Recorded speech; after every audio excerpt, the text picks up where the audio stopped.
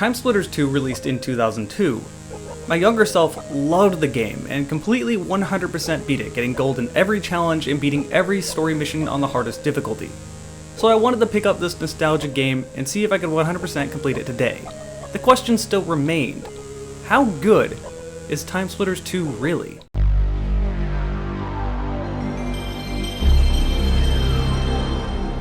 Hey everyone, Jarek the Gaming Dragon here. If you're already subscribed and you haven't clicked that bell, be sure to do that, otherwise YouTube won't tell you that I posted anything. If you haven't subscribed, well, watch this video and maybe consider subscribing if you like it. The early 2000s has some of the most memorable experiences for me. It's probably the most nostalgic era in gaming I have. Now, I played games in the 90s, some of my favorite games came from that time. Half-Life 1, Need for Speed Hot Pursuit 2, hell, even Chex Quest came from this time. But the early 2000s was when I could really appreciate games, when I could really go on my own and play them with friends. It was quite normal for me to go home after school or after baseball, basketball, cross-country practice, whatever I was doing that day, go to my friend's house and play Halo 1, Halo 2, Super Smash Bros. Melee, and TimeSplitters 2. However, unlike Halo and Melee, I have a much more nostalgic feeling towards TimeSplitters 2 than those games. Halo has been a constant, and you've sort of always been able to play Halo 1 and 2, especially after the Master Chief Collection came out. So it's hard to feel nostalgic feelings for a game you never stopped playing. The same thing can be said about Melee. I eventually did stop playing the game and I moved on to Project M instead, but I've always sort of followed Melee and kind of treat it as a spectator sport nowadays. TimeSplitters 2 didn't get this same experience. I didn't keep playing it as the years went on. I kind of dropped it, which is strange because I put at least 1,000 hours into it. I played it a lot. So when I see Melee or Halo, I think of the most recent game I had, but when I think of TimeSplitters 2, I still think of all those amazing games I had with my friends back in school when I was a young child. I was born in '91, just to give you an idea of how young I actually am. Spoiler, I'm 28 and realized I was older than a lot of my viewer base when I started streaming this game because so many of them came into my stream and had never heard of TimeSplitters before, which blew my mind. TimeSplitters in the early 2000s was a very big deal. Everybody enjoyed this game. However, it's been absent and a lot of my viewers were probably not old enough to really remember things that well back then, so yeah, they just don't know what it is. Man, I feel old now. But enough rambling, let's actually talk about the game. Why was TimeSplitters so loved? Well, I have to cover two things before I really get into the game, and I knew these things were going to be an obstacle coming into it. The first thing I really remembered about TimeSplitters 2 is that it's hard. Frustratingly hard at times. The second thing I remember very vividly is that this game has the worst aiming I have seen in any first-person shooter. That is not an exaggeration. The way they did aiming in this game is baffling, to say the least. Now I understand where this aiming system came from. Free Radical Design were the same people that made the original GoldenEye and Perfect Dark. After that point they left Rare and formed Free Radical Design. So a lot of the things seem pretty similar to those games, but have improved quite a bit. Not the aiming though. That somehow got worse. Keep in mind, TimeSplitters 2 is a console exclusive. It came out on Xbox, GameCube, and PS2. But controllers aren't the problem here. The way the aiming works is that by default, you'll be aiming fairly regularly. There's no crosshair, but you can mostly aim. But if you hold the aim button down, it brings up a crosshair. This crosshair free floats throughout the screen. Say you want to aim up to get a headshot. Well, the crosshair will kind of float up the screen and line over the head. If you let go of the analog stick, it snaps back to the middle. This makes this game way more difficult than it needs to be. This aiming design is the sole reason it took me so long for me to make a video of this game. I just did not want to deal with it. However, while browsing the internet the other day, I came across a mouse injector for Dolphin. If you don't know what Dolphin is, that is a GameCube emulator. This mouse injector allowed me to use a keyboard and mouse and to play this game through an emulator. Better yet, this mouse injector also allows me to lock the crosshair to the middle of the screen. This fixes all of the aiming problems I had in the past. And it even improves everything because now I can aim with a mouse instead of a controller, which is awesome. To me, this is the definitive way to play TimeSplitters 2 now. Dolphin is an amazing emulator. You can run it natively at 69 widescreen resolutions, which you never were able to do in the default game. It looks clearer, and now you can aim better. So if you want to play TimeSplitters 2 today, I would highly recommend you play it through Dolphin. This is why you're seeing keyboard prompts on the screen. This game, again, never got a PC release. This is the mouse injector working. If you want to know how to install this yourself, I'll put a link down below in the video information, linking you to a YouTube video which shows you how to install it. It's very easy, but I don't want this video to become a tutorial, so go look at that instead. But I digress. How good is TimeSplitters 2 in 2019? Well, let's start with the story. The story is overall pretty simple to follow. The human race is under attack by an alien race called the TimeSplitters. except they're not using brute force to just murder all the humans. Instead, they're using quote-unquote time crystals to travel through time and destroy the human race in the past. You play as Sergeant Cortez. At the beginning of the game, you arrive at a space station where you know there are time crystals on board. However, the TimeSplitters have gotten to them and have jumped throughout history, scattering them. You must travel back in time, find these time crystals, and bring them off the space station to hopefully beat them at their own game. The premise of the story is very simple, but it allows for an amazing setup to a great campaign. Here is where I would usually talk about the graphics and then move on to the gameplay, but the whole game is woven together so well that I have to talk about all of them at once. So let's do something different. Let's very briefly go over every single level in the campaign.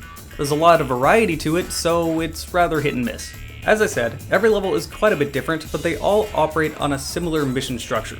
They'll give you different objectives, you need to do all these objectives, and then grab the time crystal, which will open up a time portal that you need to escape out of. Now don't worry, it's not overly complicated. The levels are still rather linear, but they're not so linear that it's just a bunch of guys popping out at you. The difficulty also changes the level quite a bit. On easy mode, you'll only get roughly around half of the level before the portal shows up and you escape without really experiencing the full level. On normal, you should get the full level, but you don't have to do all the objectives, so that might not be the case. And you won't unlock everything in the game unless you beat it on hard difficulty, which is really hard. Well, for some levels anyway. I'll talk about which ones are the ones that will make your blood boil. The first time jump you make is back to a Siberian dam in 1990. And when you make these jumps, you take the form of a person that would be accurate to that era. This level in Siberia will be the first interaction most of us have with the game, and it's a very good first level to make you understand how TimeSplitters 2 works. The game immediately gives you a suppressed pistol and a sniper. It allows you to see the giant dam right in front of you that you know you're going to be going into, and a bunch of buildings with a camera right in your face. It's pretty obvious that you need to get rid of these cameras and kind of stealth your way through. If you get seen, it doesn't end the level, but more people will start coming by and it punishes you by taking health out of you. This is a problem. The first time you play this game, you might say, well, whatever, I'll just shoot him and keep going. However, the more you play, you realize that these levels aren't that short and there's only one checkpoint right in the middle of the level and the game does not give you any health. You can see why this game can be so difficult at times.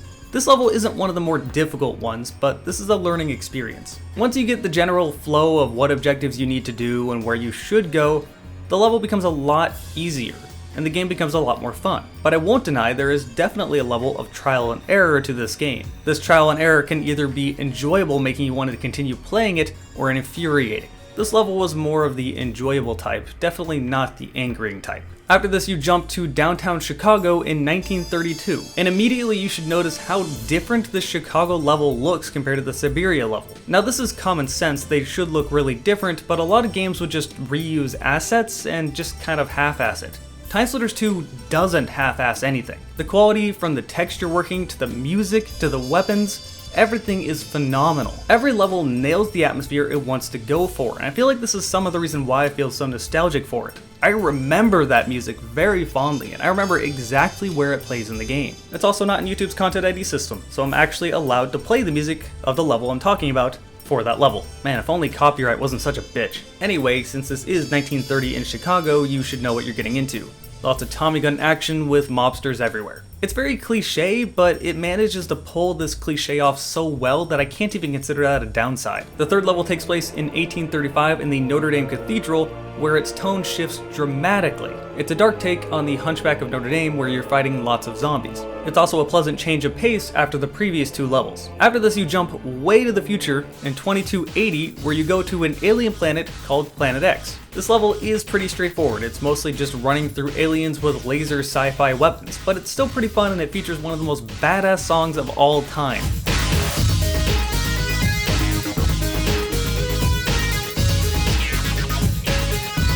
Also space bees. Oh my god, the bees! The next level would see you jumping into 2019, where we thought Neo Tokyo would look like this.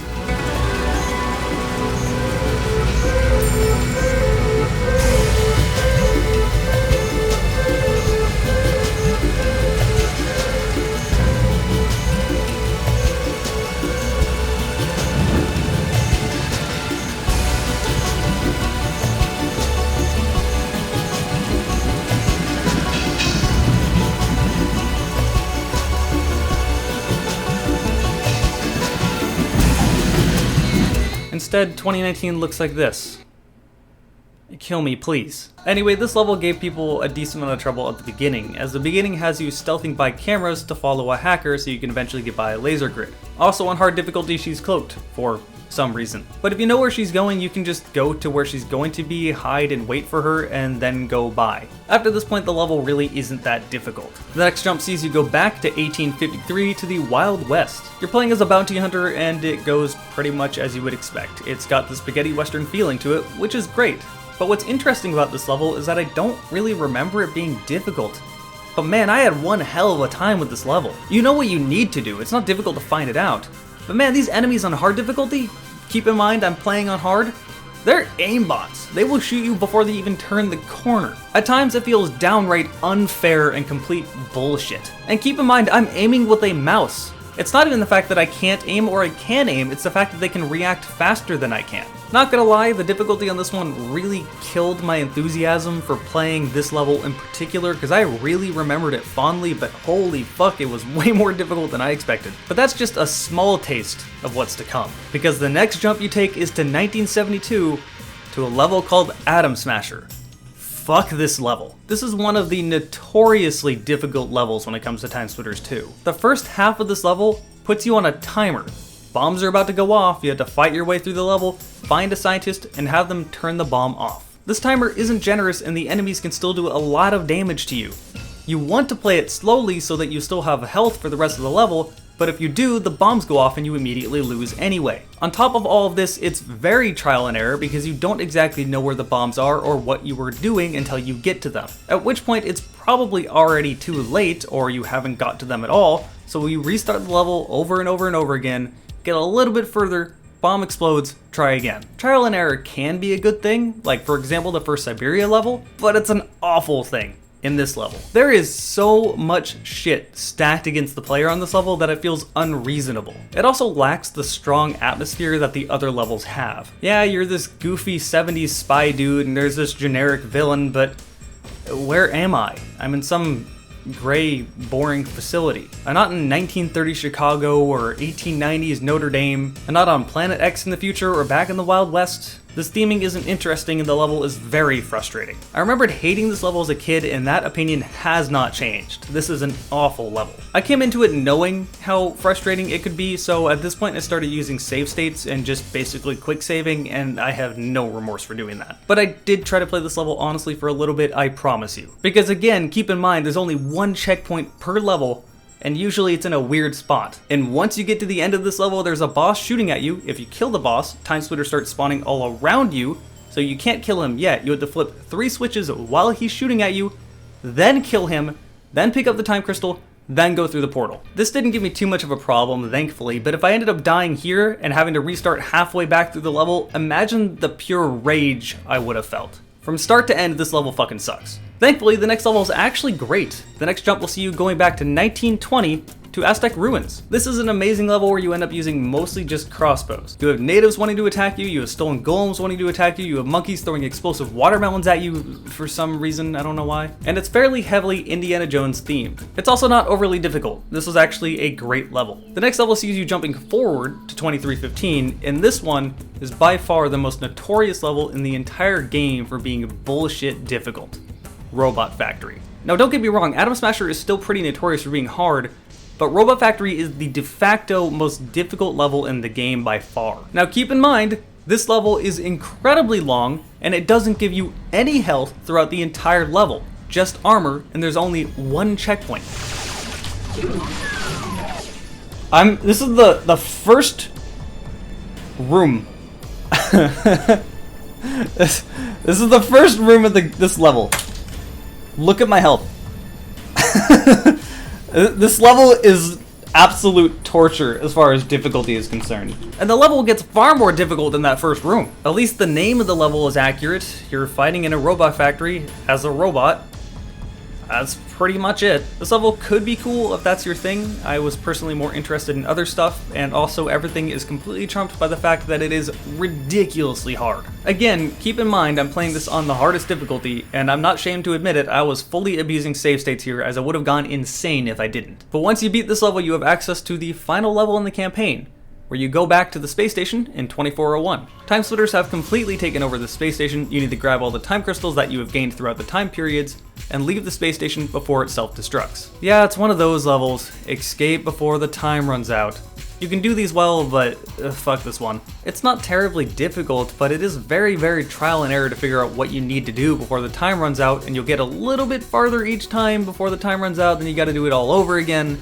That's just really annoying. So the last level is rather anticlimactic compared to what it should be. It is the main climax of the game, and it kind of feels like that, but it's also frustrating and tedious and a little annoying. Actually, scratch that. It feels like an anticlimax after Robot Factory, but it's still tedious. But once you look through all of the levels, these frustrating levels don't outweigh the levels that were good.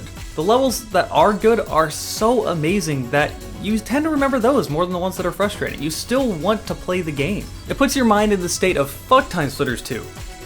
But I love TimeSplitters 2. I'm gonna play some TimeSplitters 2. I 100% beat this game as a kid, and I have no idea how I managed to do that. This game is hard as hell, and that's with save states and a terrible aim. This campaign will take you around 5 to 7 hours, but that's if you know what you're doing and you're not struggling too hard. It will likely take you a lot longer. And that's only roughly about 25% of the game. You still have a lot more to do. You still have challenges and the arcade league to do.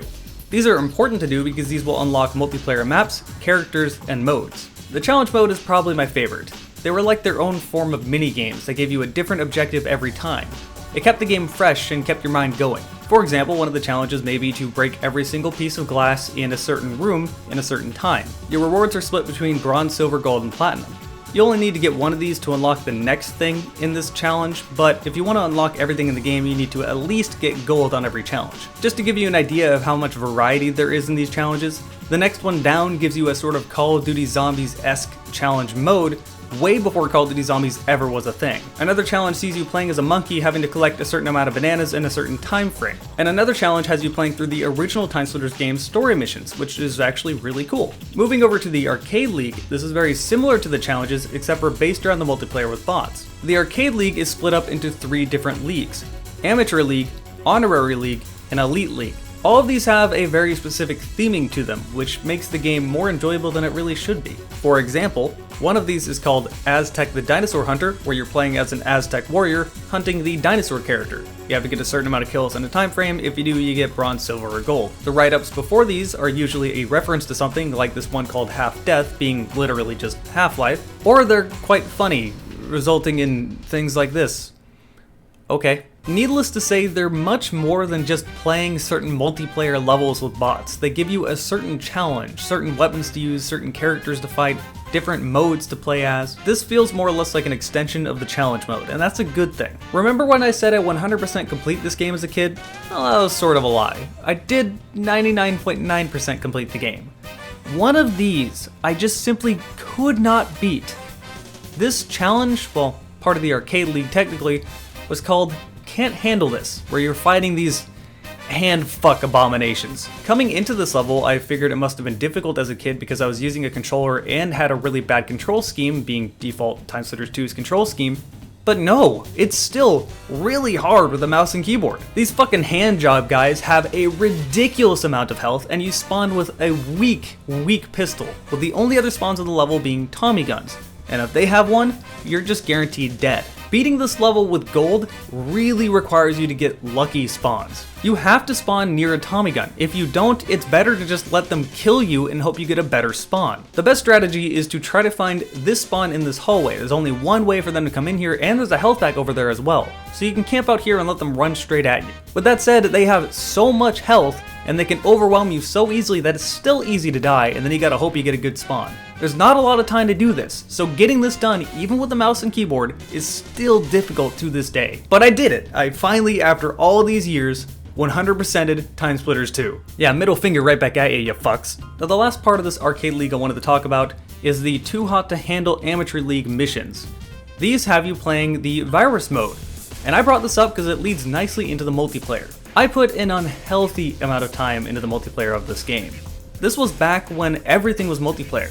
The campaign mode, also co-op, keep in mind, and I really miss that about old games. What happened to all the single-player co-op shooters? Anyway, the multiplayer mode is incredibly fun in this game.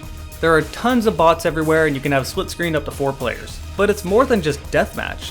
These too hot to handle missions are important because once you beat these, it'll unlock the virus mode. I played this virus mode a lot back in the day. The virus mode is basically infection before infection was a thing. The first person starts out with this green flame around them, they touch anyone else, they're lit on fire, they're infected. Eventually it leads to a situation where everyone is on fire except for you, and it's sheer panic. I can't tell you the amount of hours I spent on training ground, sitting on that ledge, just camping out, waiting for someone on fire to run at me to shoot them with my older brother, or hiding out on this bridge on Ice Station.